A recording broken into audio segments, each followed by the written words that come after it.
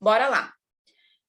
Então, existe dentro do pensamento sistêmico diversas bases do conhecimento. Uma delas é a constelação familiar, que é a que eu sou alinhada, né? E é a que eu trago aqui para vocês também, para compreender. E percebam que como existe pensamento sistêmico, está tudo conectado, quer dizer que todas as bases também estão conectadas entre si, para dar a ideia do pensamento sistêmico. Então, todos os conhecimentos anteriores, essa aula com certeza vou assistir de novo. Essa aula e todas as outras, que tu vai ver que são bem pesadas agora daqui para frente, começar a aprofundar o conteúdo. Essa aqui a gente vai falar, Marli, sobre a parte familiar nossa. Os pepinos que a gente encontra na vida, o porquê que dá. Tá aqui. Então, todas as bases do pensamento sistêmico, elas vêm de diversas vertentes de estudo, mas todos os estudos, em algum ponto, se conectam. Então, conectados estão, pensamento sistêmico existe. Por isso que constelação familiar, para mim, é uma filosofia de vida. Porque eu vou conseguir sair das minhas dores, dos meus problemas, às vezes sozinha, outras vezes não, vou precisar de ajuda, quando eu consigo compreender as ordens. E aí eu consigo parar, sentar e observar. Aonde eu estou errando? E isso é uma tomada de consciência. Isso é entrar no novo padrão. É eu estar presente para a minha vida, para o aqui e para o agora, e conseguir ter essa clareza dessa visão sistêmica, visão distante da minha vida. E eu fazer a análise. Aonde eu estou errando? Como eu posso melhorar? Só que eu só consigo entrar nesse movimento quando eu tenho os conhecimentos para isso. Sem esses conhecimentos, ninguém faz nada disso. Então, dentro das constelações, nós vamos ter o quê? 3 leis. Quais são elas? Que são as leis que o Bert Hellinger compilou. Pertencimento, hierarquia e equilíbrio. 3 simples leis que vão reger todos os relacionamentos. Todos. E quando nós falarmos em espiritualidade no próximo encontro, vocês vão ver eu falando muito dessas leis dentro do plano espiritual. E aí eu consigo compreender que Bert Hellinger trouxe para a humanidade esse conhecimento, mas esse conhecimento não se aplica só aqui na Terra. Ele também vai para o invisível, para o plano espiritual.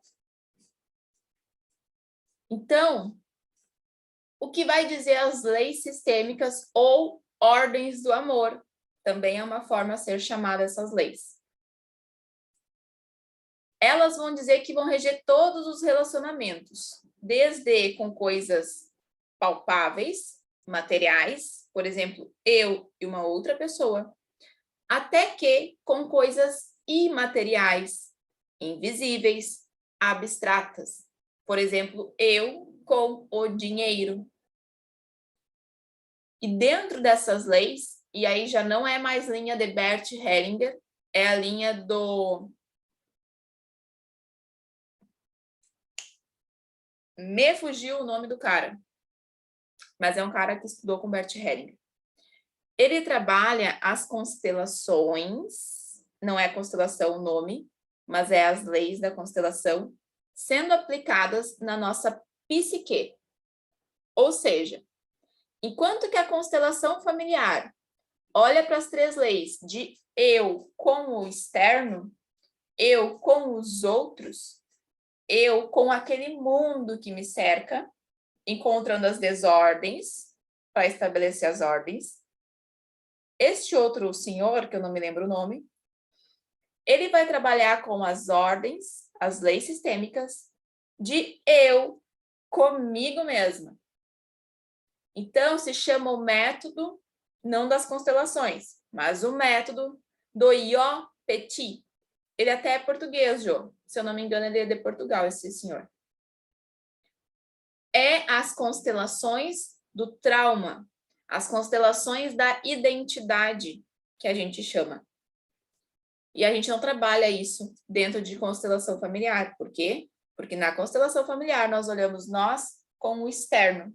E no Io Petit, nós olhamos nós para dentro de nós. E aí nós vamos ver que nós temos várias partes do nosso ser que compõem a nossa identidade. Então, constelação familiar é eu com o mundo lá fora. Que pode ser algo abstrato, tipo dinheiro, como pode ser algo palpável, uma outra pessoa. Essas leis que o Bert compilou, essas 3, elas são como a lei da gravidade. Por mais que eu não veja, que eu não queira nem acreditar nelas, elas estão incidindo sobre a minha vida.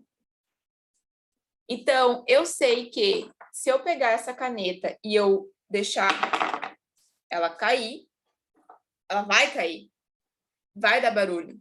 Por quê? Porque se eu solto ela, tem uma lei da gravidade impulsionando esse corpo para baixo. Eu estou vendo a lei da gravidade acontecer aqui? Não. Mas ela está incidindo sobre a minha vida, porque senão eu ia estar flutuando, todos nós íamos estar flutuando. Da mesma forma, o raio ultravioleta. Todos nós sabemos que se ficarmos expostos no sol, o raio ultravioleta vai vir, vai penetrar nossa pele e vai queimar. Então, a gente passa protetor solar. A gente vê o raio ultravioleta? Não. Mas a gente sabe que ele existe. Porque a gente vê o quê? O seu resultado, a queimadura. O raio-x. Nós enxergamos o raio-x? Não. Mas ele é um raio. Ele tem uma onda, uma frequência e uma vibração. Que dentro de um aparelho, quando tu coloca o teu corpo, esse raio penetra o teu corpo e gera uma imagem para o computador. E aí tu consegue enxergar os teus ossos, os teus músculos, sei lá eu. A gente enxerga o raio-x atuando? Não, mas ele existe. Então, as leis da constelação familiar é a mesma coisa. A gente não enxerga, mas elas existem. E quer saber se existem? Faça o teste. Quebre as leis para ver se tu não vai ter problema. Reestabeleça a ordem. Tu vai ver que some o problema, resolve o problema. Então, agora a gente vai falar sobre as leis. Lei do pertencimento. Foi a primeira lei que o Bert encontrou. E como ele encontrou essas leis? Estudando, aplicando. Ele aprendia com Joãozinho e Paulinho uma coisa, ele aplicava nos grupos dele aquela coisa. Aprendia com Mariazinha, aplicava nos grupos. E assim, por meio de experienciar, ele identificou as leis. Que ele começou a perceber. Toda vez que tem um excluído, tem problema. Toda vez que está desequilibrado, tem problema. Então, ele compilou essas leis. A lei do pertencimento, ela vai dizer que todas as pessoas e todas as coisas pertencem, independente das suas escolhas, principalmente quando nós estamos falando de pessoas. Independente do que as pessoas acham e deixam de achar, elas têm o direito de pertencer. Não importa quais são as suas ideias, não importa qual é a sua moral, se é moral ou não aquilo que ela faz. Não importa, ela tem o direito de pertencer àquela família ali, àquele sistema ali. Pertencer é uma necessidade básica do ser humano. É um sentimento natural. Então, quer dizer que eu já nasço aqui nesta terra querendo pertencer. E tanto é verdade que eu nasço como uma família. Eu não nasço do pó. Eu não venho para o mundo fora de um grupo. Não, eu já venho dentro de um grupo. Por quê? Porque eu tenho que pertencer a um grupo para sobreviver. Os animais é a mesma coisa, apesar de nós termos animais que vivem sozinhos, né? Que parece que nasce assim, sozinho e vive sozinho. Ou às vezes só nascem num grupo e saem e vão viver a vida solitariamente. Nós, seres humanos, nascemos num grupo, porque nós queremos pertencer a esse grupo. E esse grupo é quem? A nossa família de origem, o início. Depois a gente vai crescendo e vai fazendo outros grupos. Então, independente do que a pessoa fez ou faz, independente das ações dela, ela sempre vai ter o direito de pertencer àquele grupo ali. E a consciência do clã, que é esse sistema, e a gente pode trazer aqui o sistema familiar que eu nasci, por exemplo, ela é uma consciência amoral. Pensa que nós temos eu, meus pais, meus avós, meus bisavós, todo mundo atrás de mim. Um campo de gente. E o que faz com que esse campo se forme é uma força de uma consciência do sistema. Essa consciência do sistema, essa força superior a todos nós, ela é amoral. Ela não julga e não condena. Então, a lei do pertencimento, ela está onde? Ela está nessa consciência. Todas as leis do Bert estão nessa consciência superior, que vai reger todos os sistemas. E essa consciência superior, ela é mais importante e mais sábia do que a consciência individual. O que é a consciência individual? É aquilo que eu carrego comigo como verdade. Aquilo que eu, Débora, enquanto peça desse sistema, acho o que é certo e o que é errado. É a minha consciência. É o que a gente vai trabalhar nas próximas aulas, quando a gente trabalhar sobre o nosso cérebro, sobre consciente e inconsciente. Então, essa consciência individual que eu formo aqui, ela é uma peça dessa grande família. Mas ela não importa. O que importa é a consciência do sistema. Porque o que faz com que todos pertençam é a consciência do sistema, que diz que todo mundo tem o direito de pertencer. E quem é que faz parte, então, desse sistema? Se a gente olhar só para o sistema da família, é isso aqui. Mas existem vários outros, né? Várias outras famílias. Vai pertencer ao meu sistema, meus irmãos, vivos ou mortos. Porque lembra que eu disse que as ordens de Bert também eu percebo na parte espiritual? Então, quando a gente está falando dessa consciência aqui, ó, essa consciência, ela é além do físico. Ela vai também para o espiritual. E se ela vai também para o espiritual, quer dizer que aqueles que já morreram, que não estão mais aqui encarnados nesta carne, também pertencem. Os bebês abortados de forma espontânea ou provocada, a forma não interessa. Por quê? Se foi espontâneo ou provocado, vai dizer sobre a minha consciência individual. Eu abortei, eu provoquei. E isso não importa. Por quê? Porque a consciência coletiva, ela não julga e ela não condena.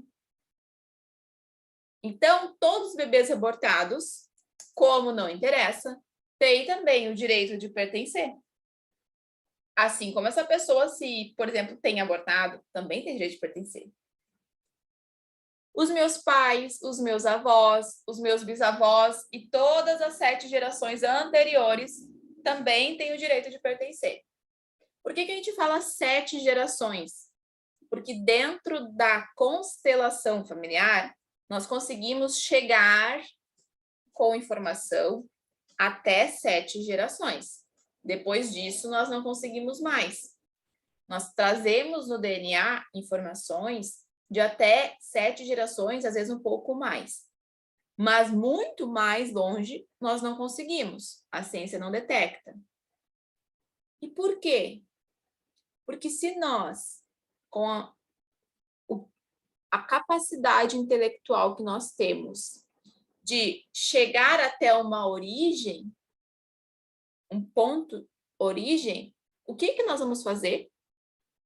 Nós vamos descobrir a humanidade, como surgiu a humanidade, nós vamos descobrir como surgiu o mundo, nós vamos descobrir a origem de tudo. E aí, quando eu for falar nos próximos encontros, a gente não tem capacidade para isso. Por isso que a gente não chega nem através do estudo do DNA, até o ponto origem de toda a ancestralidade, de toda a humanidade. E a gente também não chega pelas constelações. Porque senão a gente ia chegar no cerne inicial. Nós não temos condições para isso ainda. E nem vamos ter aqui nesse planeta. Quem mais pertence? Pertence os irmãos dos meus pais, então meus tios. Os irmãos dos meus avós, que são meus tios-avós. Os meus antigos companheiros. Então, eu não tive namorado, eu tive só lá um amor platônico com o Joãozinho, mas nem beijei nem nada. E eu era muito jovem, mas eu gostava dele. Eu fazia juras de amor para ele e ele para mim. Quando a gente faz juras de amor com alguém, a gente está fazendo voto. E esse voto, ele fica impregnado no nosso campo. Por isso que, às vezes, energeticamente, a gente tem que romper votos. Votos de pobreza, votos de miséria, votos de amor. E esses votos a gente carrega para próximas vidas. Então, quando eu tô lá no meu primeiro namoro, e de repente, primeiro namoro, e digo, eu vou ficar contigo para sempre, vou casar contigo, eu tô fazendo um voto com aquela pessoa. E se a gente não fica junto, eu vou e sigo minha vida, e conheço outra pessoa, e me caso com essa outra pessoa, eu posso ter problemas no meu relacionamento. Por quê? Porque lá o meu primeiro, quando a gente rompeu, não foi bem resolvido. Ficou conexões ainda. E uma delas pode ser um simples voto. Como pode não ser só um voto, pode ser algo mais profundo. Então, todos os meus antigos companheiros, eles também pertencem a essa minha família. Eles pertencem ao meu sistema. Porque de uma forma ou outra eu me conectei com eles. E eles têm o quê? O direito de pertencer, de ter o seu lugarzinho ali, de serem vistos e reconhecidos. A existência. Não quer dizer, tem que gostar.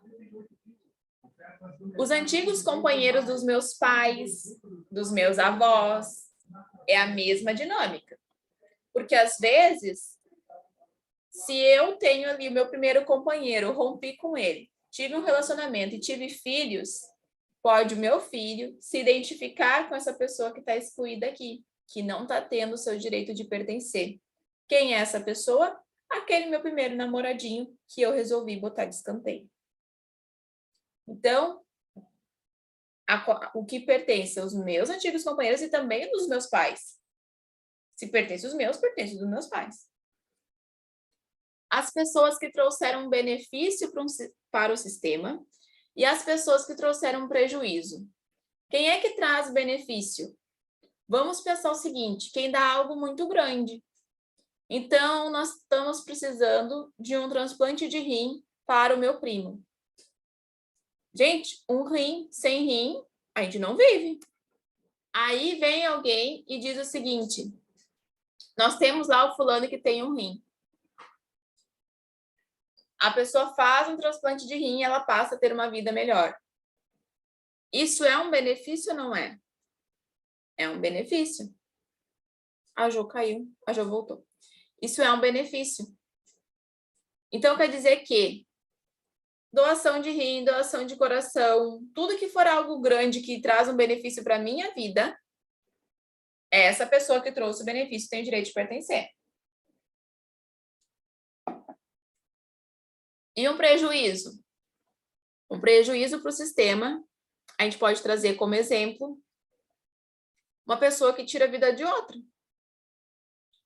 Na minha família pode ter o assassino, como também pode ter a vítima. Tirou a vida de uma outra pessoa, não de uma forma natural, de uma forma violenta. É um prejuízo. Causou um crime, um abuso sexual, violentou. É um prejuízo. E essa pessoa que causou prejuízo, o acusador, não é acusador, o agressor, ele tem o direito de pertencer também ao sistema. Por quê? Porque não raras vezes nós vamos ver que aquele que agride ou aquele que é vítima, e geralmente às vezes não é nem dentro da família, às vezes é de uma família de um outro com a minha. Vem o Joãozinho lá da família da Ana e mata aqui o meu irmão. Ele não é da minha família. Ele é lá da família da Ana, mas matou o meu irmão, da minha família. As duas famílias se conectam.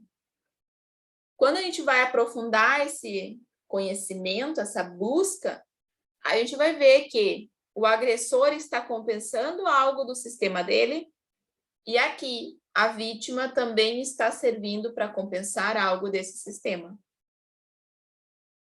Então, por isso que nós não julgamos. Lembra que a consciência não julga e não condena? Porque ela sabe que todos nós somos peças para que a engrenagem possa seguir. Então, às vezes, uma família vai cometer um crime lá na outra, aquela outra lá na outra, e assim vai sendo, para quê? Para ir compensando os problemas lá de trás.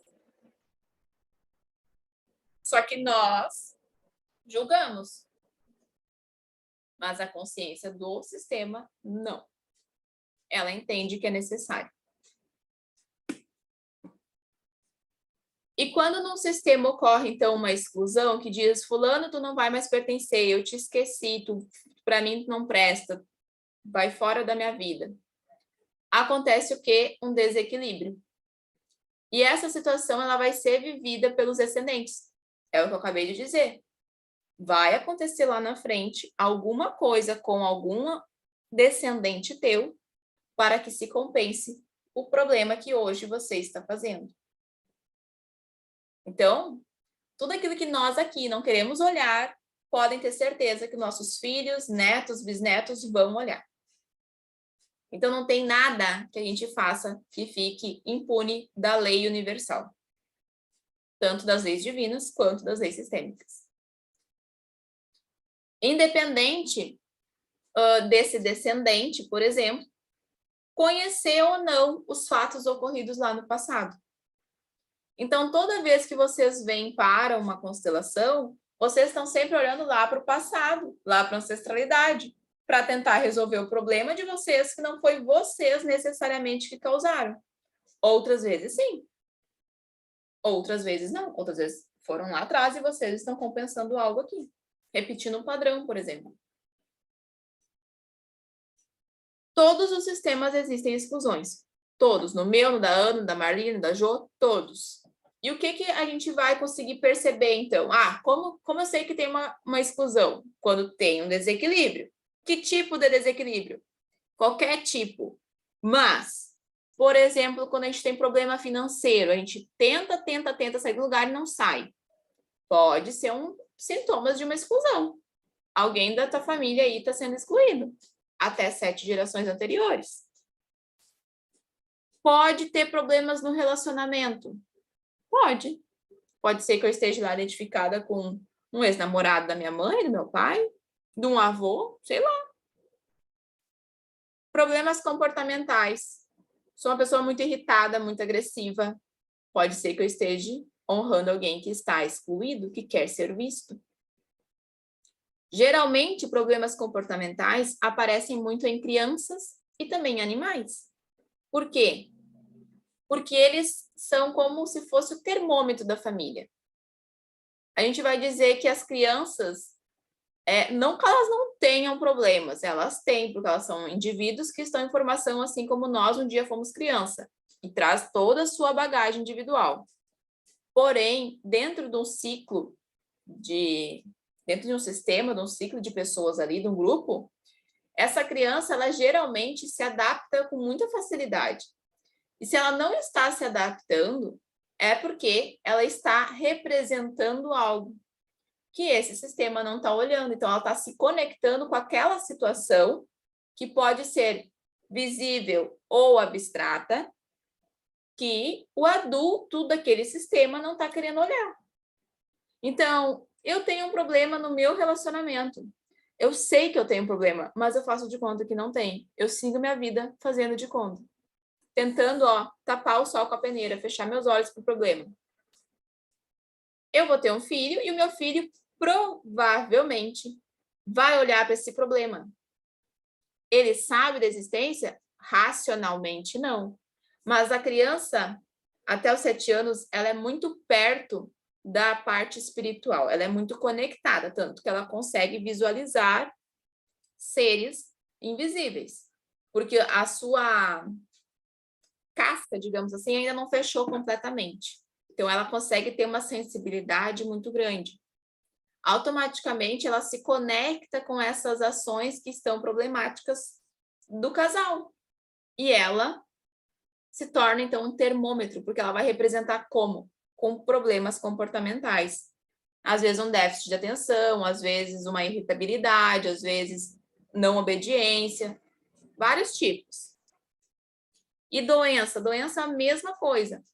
Geralmente, se eu não quero olhar para a origem do meu problema, ou quero fazer de conta que eu não tenho problema, deletar, eu estou querendo tapar o sol com a peneira. Só que aquele problema, ele existe, ele faz parte. E alguém vai ter que olhar para isso. Se não for os próximos, pode ser eu de uma forma inconsciente. E aí eu me conecto espiritualmente àquele problema, e aquele problema vai trazendo e somatizando para o meu corpo físico, até que em algum momento eu vou ter, então, uma doença. Pode ser qualquer tipo de doença. Várias. Então, sempre vai somatizar do astral para o físico. Percebam que as leis sistêmicas, elas estão aqui, ó, nesse campo astral superior, nessa consciência coletiva, não na individual. Tenham isso em mente. Foi até aqui? Lei da hierarquia, que foi a segunda lei do Bert. Ele diz que não basta eu pertencer num lugar, eu tenho que estar no lugar certo. Então, todas as pessoas que vieram antes que eu, elas são maiores que eu. Elas têm precedência. Por quê? Porque a vida só chegou até mim porque elas vieram antes e disseram, sim, vamos ter um bebê. Sim, vamos passar a vida adiante. Então, tenham consciência de que a hierarquia pensa como um rio. O rio está com a correnteza sempre descendo. E vocês estão aqui embaixo, nós estamos aqui embaixo. Quando a gente olha para os nossos ancestrais, a gente está olhando para cima do rio, contra a correnteza. Se eu quero ajudar minha mãe, se eu quero ajudar meu pai, se eu quero ajudar meu avô, se eu quero ajudar meu irmão mais velho, toda vez que eu quero ajudar alguém que chegou antes que eu nesse grupo, nessa família, nesse sistema, eu estou nadando contra a correnteza. E automaticamente eu estou quebrando essa lei, a lei da hierarquia. Porque ela vai dizer que esse rio tem que seguir o fluxo. E qual é o fluxo? Para baixo. O meu foco tem que estar para onde? Para a vida. Para os meus filhos, para o meu trabalho, para os meus projetos. Para baixo. Não para cima. O foco da minha vida. Mas não quer dizer que tu não vai ajudar pai e mãe. Claro que vai ajudar pai e mãe, principalmente quando são necessitados, né? O que esses aqui que chegaram antes nesse sistema, o que eles querem? Eles querem apenas respeito e gratidão. Serem vistos. É a única coisa. Que tu saiba que eles existem, que eles estão ali. Tu não precisa amar as pessoas que vieram antes, porque às vezes a gente não consegue. E quando a gente falar sobre espiritualidade, a gente vai ver que cada pessoa do nosso sistema é uma pessoa, é um espírito com dores e problemas iguais a nós e que estão em níveis de hierarquia, de conhecimento diferente do nosso. Então, quanto mais nós nos espiritualizarmos, quanto mais nós conhecermos isso aqui, mais respeito a gente tem que ter. Porque talvez eu esteja falando com a minha mãe, que não tem esse conhecimento, que talvez seja um espírito menos evoluído que eu, porque eu já estou buscando por terapia, eu já estou buscando por conhecimento. Então, quer dizer que eu já estou num grau de evolução mais bacana, que muitos não gostam nem de ouvir falar disso. Então, se eu já estou aqui, aí sim que eu não devo julgar. Aí sim que eu não devo bater de frente. Porque eu já tenho esse conhecimento. Então, percebam que toda vez que eu estar agindo contra o rio, subindo na correnteza, eu vou estar trazendo problema para a minha vida. E eles, os grandes aqui, os que chegaram antes, eles não querem isso. Eles querem que o rio siga seu fluxo. O fato dessas pessoas que chegaram antes ter passado a vida adiante já é algo grandioso demais. E que a gente não vai conseguir retribuir, por mais que a gente queira. Então, a única forma da gente tentar, assim, não é nem tentar, porque se a gente tentar, a gente falha. Da gente reconhecer essa vida que eles nos deram, é fazer algo grandioso com ela. E como que eu faço algo grandioso? Quando eu passo ela adiante também. Ou quando eu me dedico ao meu trabalho. Quando eu me amo de verdade, que eu amo essa vida que eu tenho. Eu vivo bem, eu vivo plenamente, eu vivo feliz. Assim eu vou estar honrando essas pessoas que me deram essa vida. Aí é como se eu estivesse retribuindo. Mas não é o termo retribuindo o termo correto. Toda vez que alguém sai do lugar, que quebra a lei da hierarquia, porque saí do meu lugar e fui para o lugar de outro, eu ainda estou pertencendo, mas eu estou pertencendo no lugar errado. Então, eu estou quebrando a lei da hierarquia e não a do pertencimento. Quando eu estou quebrando essa lei, automaticamente eu estou tirando aquela pessoa ou outras do lugar delas. Porque lembra, um corpo não habita o mesmo espaço. Então, se isso aqui está aqui e agora isso aqui vem para cá, não tem como ficar em cima. Vai tirar esse e vai botar esse para cá ou para cá. Só que daí, se esse veio para cá, quem estava aqui vai ter que sair. Então, lembra que é uma engrenagem? A hora que uma peça dá problema, todas vão sentir. A hora que alguém quebrar a hierarquia, todo mundo vai sentir. Nós vamos ter dentro da... Deixa eu ver. Aqui, ó.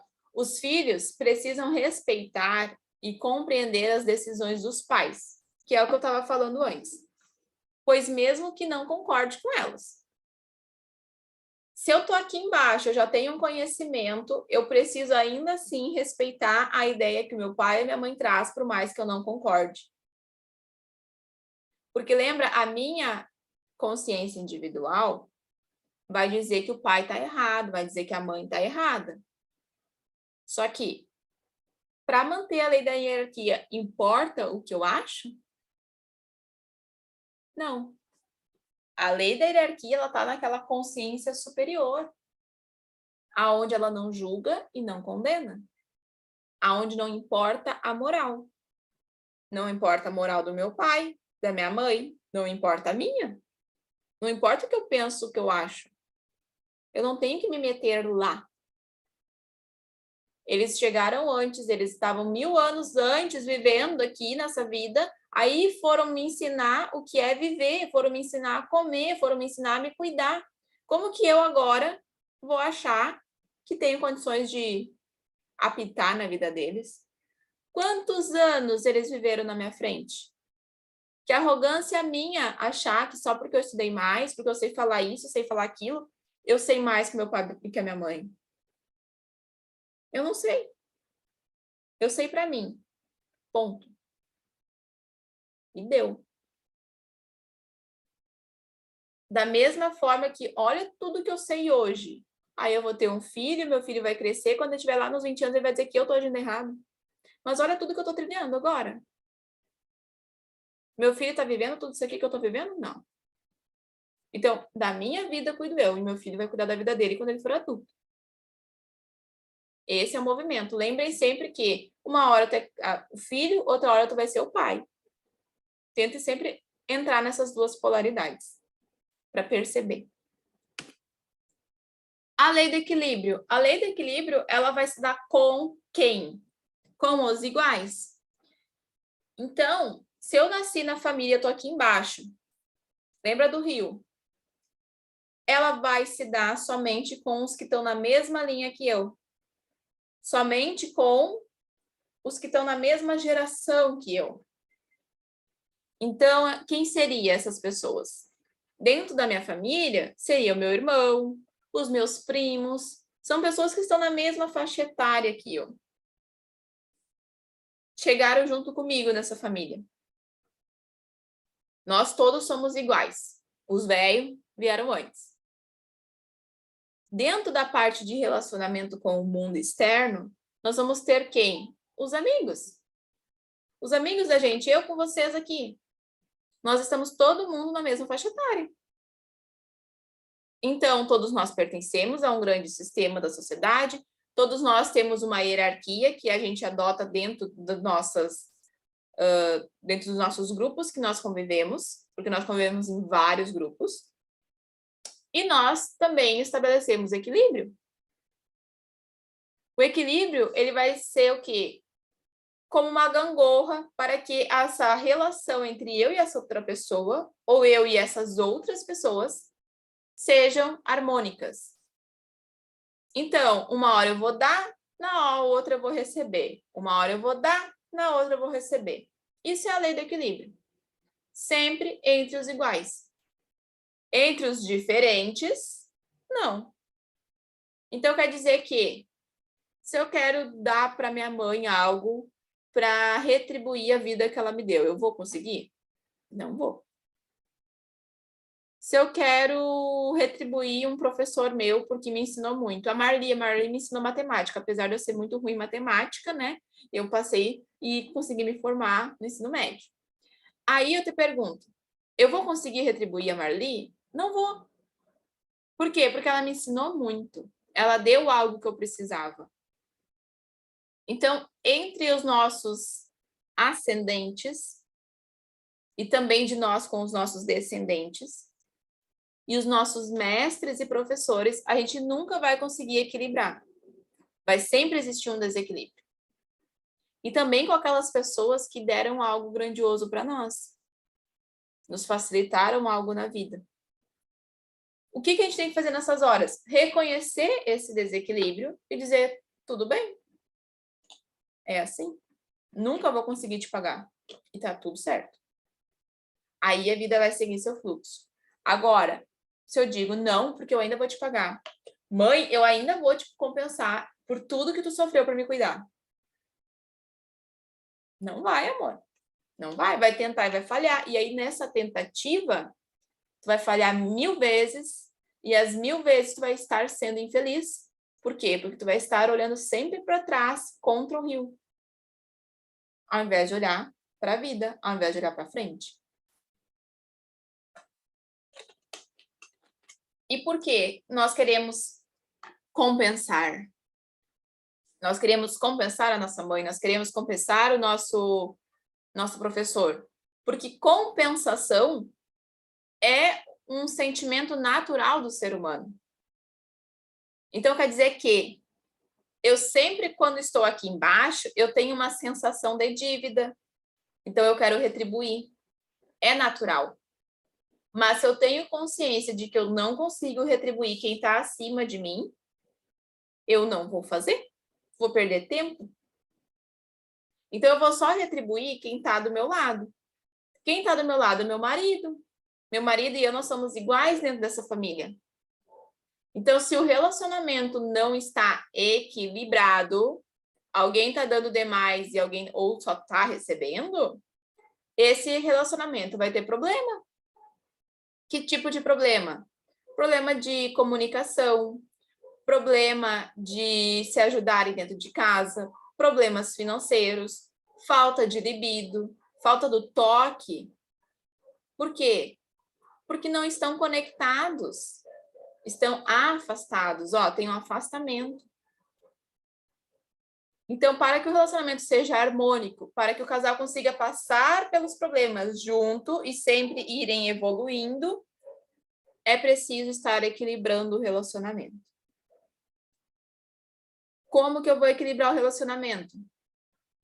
Uma hora meu marido, sei lá, corta a grama e eu faço comida. Equilibramos.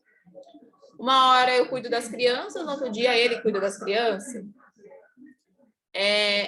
Meu marido trabalha e traz dinheiro para casa e eu estou em casa cuidando das crianças, cuidando da casa, cuidando do cachorro, passando uma roupa, lavando uma roupa, ou o inverso.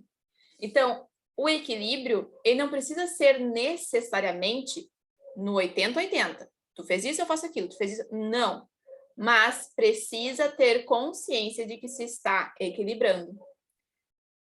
O meu marido chega, ele trabalha, ele chega em casa, ele me pede tudo. Só que eu também trabalho. Mas eu vou lá e faço. Faço comida, lavo louça, dou roupa lavada, limpo a casa. Eu faço toda a tarefa de casa. Cuido das crianças, cuido dos cachorros. Tá desequilibrado? Porque se ele faz fora o trabalho, eu também faço fora o meu. E a casa é nossa. E aí só tá eu fazendo? Então, precisa esse equilíbrio para o relacionamento fluir. 10 anos antes de surgir as constelações, ele escreveu algo e que é interessante a gente trazer à tona. Aonde ele falou que ele defendia a ideia de que nós constelamos em nossas vivências pessoais questões não resolvidas de gerações anteriores. Então, no livro que ele trata de memória, sonhos e reflexão, ele escreve um trecho a partir do trabalho dele com as árvores genealógicas. O que são as árvores genealógicas? Vocês já viram que tem eu, meus pais, minha mãe, e eu vou seguindo assim essa cadeia? Isso é a árvore genealógica, onde eu vou descobrindo a minha ancestralidade.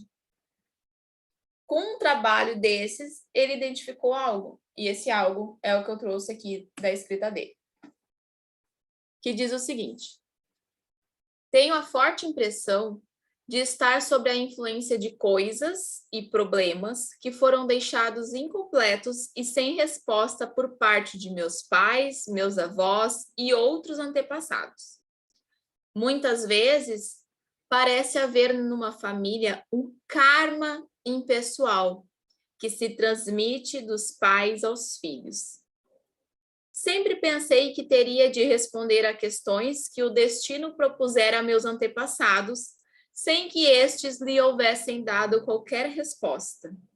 Ou melhor, que deveria terminar ou simplesmente prosseguir, tratando de problemas que as épocas anteriores haviam deixado em suspenso. Lembra que eu falei? Vamos deixar assim, fazer de conta que não está acontecendo nada aqui? Lá na frente alguém vai olhar para isso. Por outro lado, é difícil saber se tais problemas são de natureza pessoal ou de natureza geral, coletiva. Parece-me este último o caso. Enquanto não é reconhecido como tal, um problema coletivo toma sempre a forma pessoal e provoca ocasionalmente a ilusão de uma certa desordem no domínio da psique humana pessoal. O que ele quer dizer aqui? Percebam uma coisa. Eu disse para vocês que as leis sistêmicas estão nessa consciência coletiva. E que eu falei que, às vezes, os problemas, eles estão compensando algo lá do passado e que nós somos peças que agem para compensar esses problemas. Então, se Joãozinho, que é lá da família da Ana, mata alguém da minha família, não está compensando algo de um grande sistema que a consciência não está julgando? Todos os nossos problemas nos parecem ser nossos.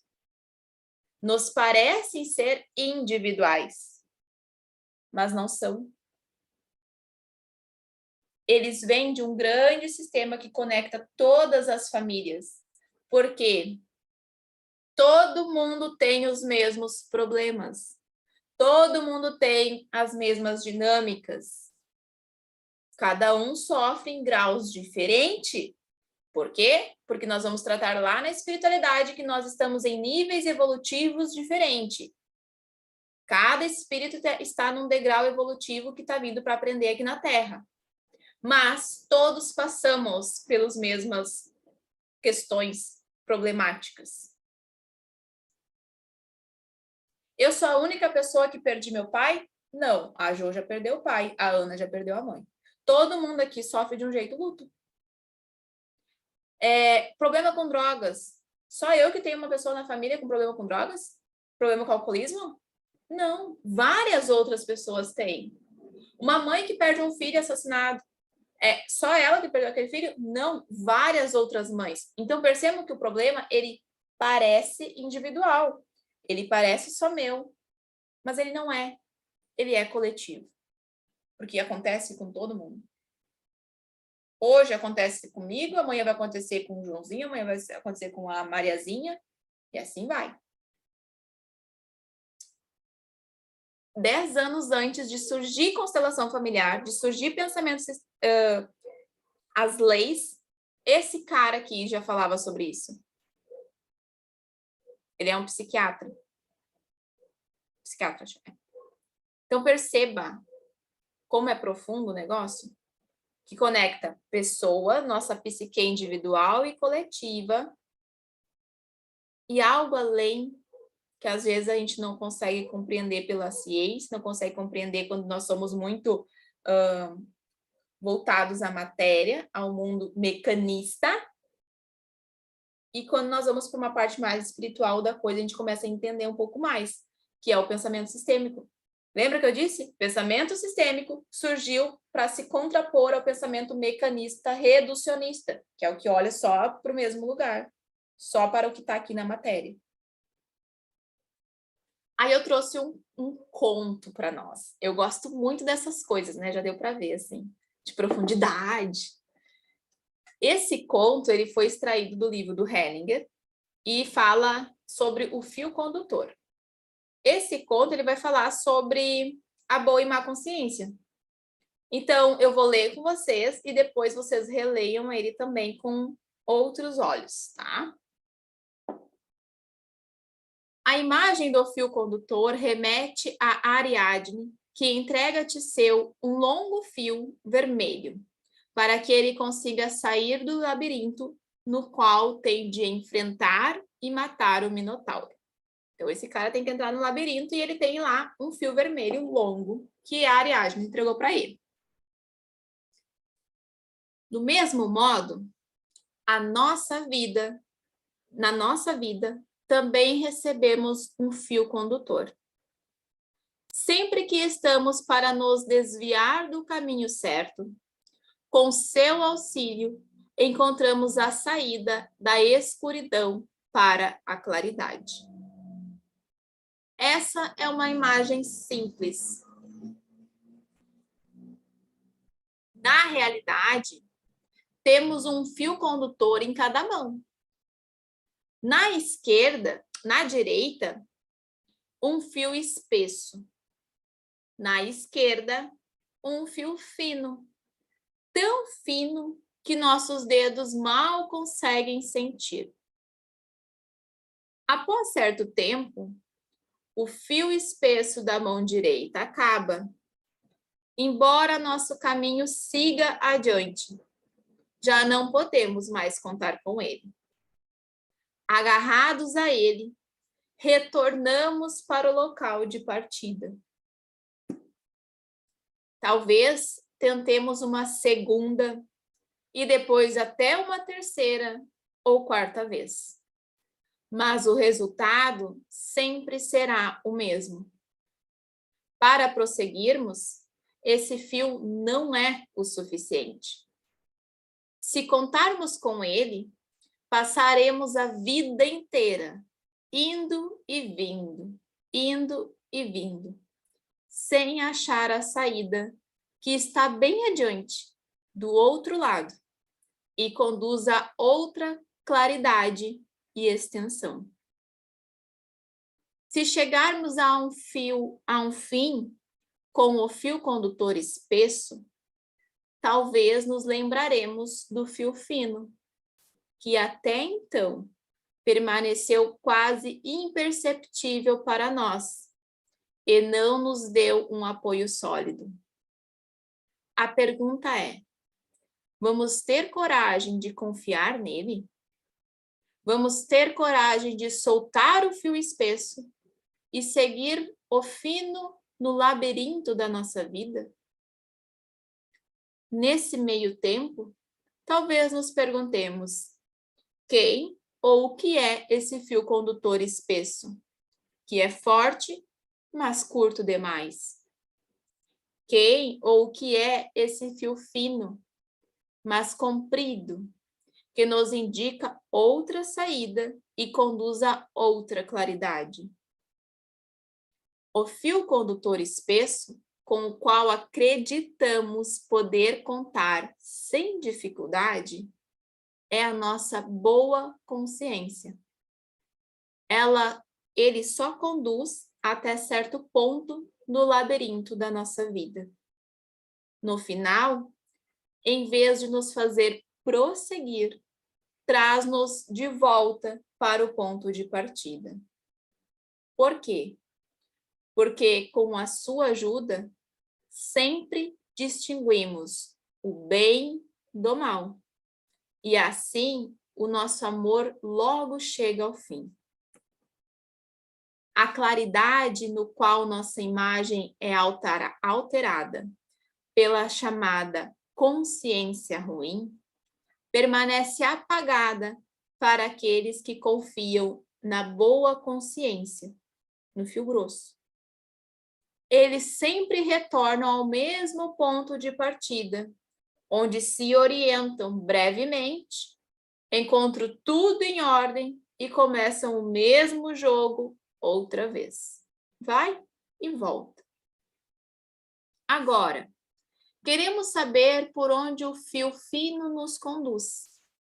Como sentimos na nossa mão esquerda? Nós o sentimos no afeto e no amor, por todas as coisas tais como são. No afeto, pelo bem e pelo mal, em igual medida. Olha a lei do equilíbrio. Para além da nossa inocência e da nossa culpa.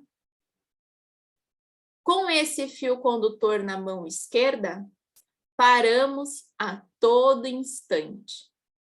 Queremos ter certeza de que ainda estamos seguindo, de que ainda o sentimos na nossa mão esquerda. Somente então, prosseguimos, orientando-nos por ele. Como reconhecer que ainda o temos na mão e que a ligação com ele continua? Nós o sentimos em nossa paz profunda, para além da pressa. Em vez de caminhar, sentimos que somos puxados com delicadeza, até que, após algum tempo, com sua ajuda, avistamos ao longe a saída do labirinto com uma luz, perto do destino. Ao chegarmos ao final de nosso labirinto, todas as coisas nos parecem como são, sob uma luz suave. Os contrastes perdem os contornos. Sentimos-nos pacificadamente unidos a todas as coisas, tais como são. Com um amor que tudo abrange, levados pelo amor da nossa origem e permanecendo unidos a tudo. Profundo, né? Gente, eu li e reli esse conto 3 vezes, até eu compreender o que ele queria dizer. Vocês vão fazer o mesmo, tá?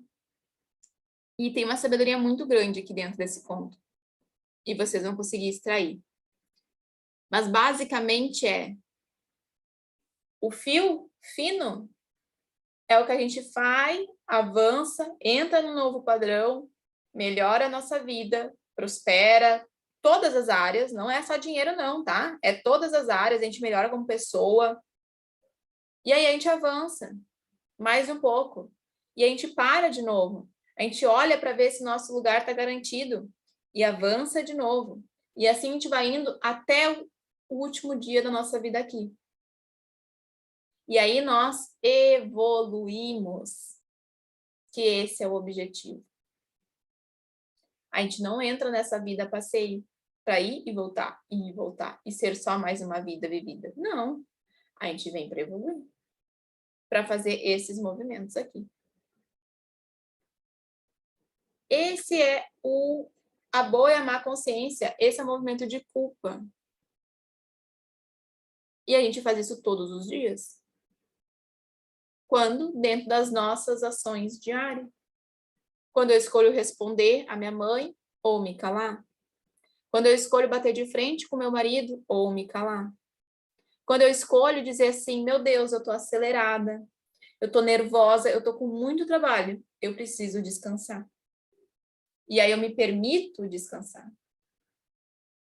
Quando eu digo, essa amizade não me faz bem. Por que eu estou insistindo ainda com essas pessoas? Se essas pessoas me machucam? É porque eu não me amo o suficiente. E eu me coloco em lugares assim. Sempre é nós, nunca é o outro. É nós que nos colocamos em situações complicadas, mas é nós que podemos sair. Lembra? Se a gente cria a imagem do problema, a gente consegue criar a imagem da solução. Cocriação. De novo. Só que, às vezes, por ego, por nível ainda de evolução espiritual, o ser que está aqui encarnado no corpo do Joãozinho, ele ainda não consegue enxergar todo esse conhecimento que eu estou passando para vocês. Ele acredita fielmente que o mundo é feito só disso. Então, ele cria os problemas para a vida dele. E ele acha que é os outros que estão fazendo mal para ele. Mas conforme a gente vai subindo o nosso padrão de consciência, a gente vai entrando numa nova consciência e vai entendendo que tudo começa aqui, daqui para frente. É eu que crio tudo. Às vezes de forma consciente, às vezes de forma inconsciente. Mas é eu que crio. E quando vocês entram para a mentoria, vocês estão buscando por um conhecimento, vocês estão acessando um outro nível de conhecimento.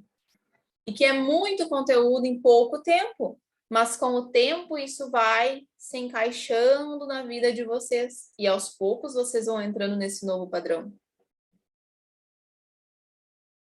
Da mesma forma que eu estou num padrão hoje, mas eu estudo o tempo todo com pessoas que estão além de mim. Para que eu possa ir, aos poucos, também elevando o meu padrão. E nesse caminho que eu vou indo, eu vou trazendo comigo pessoas que têm interesse. Mas aqueles que têm interesse, porque muitos não têm. E tá tudo bem. E aí o conflito existe quando, olha essa guerra que está acontecendo no mundo. Quando nós temos pessoas que estão disputando interesse. Elas não chegaram num nível de consciência de compreender que todos somos um. Eles acham ainda que eu sou eu e você é você. E que o que você faz não me afeta. E o que eu faço não te diz respeito. E aí, mais cedo ou mais tarde, isso vai dar problema, não vai? Alguém vai ter que compensar? Então, não tem nada dentro das leis sistêmicas, dentro das leis universais, dentro das leis herméticas que regem o nosso mundo. Não tem a realidade que nós conhecemos hoje. Não tem nada que diga que o que você faz hoje você não vai colher amanhã. Você vai.